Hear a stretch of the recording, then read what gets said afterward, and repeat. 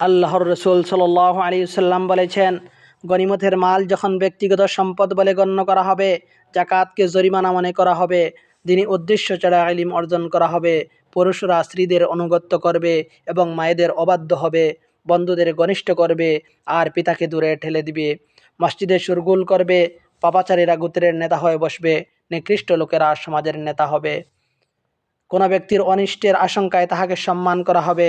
গায়িকা ও বাদ্যযন্ত্রের বিস্তার ঘটবে, মদ পান করা হবে, উম্মতের শেষ যুগের লোকেরা প্রথম যুগের লোকদেরকে অভিসম্পাত করবে। তখন তোমরা অপেক্ষা করবে অগ্নিবায়ু, ভূমিকম্প,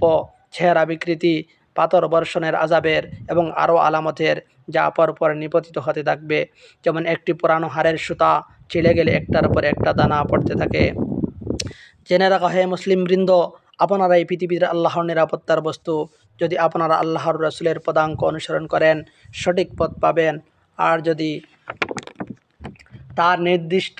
পথ হতে বিচ্যুত হন, তাহলে পথ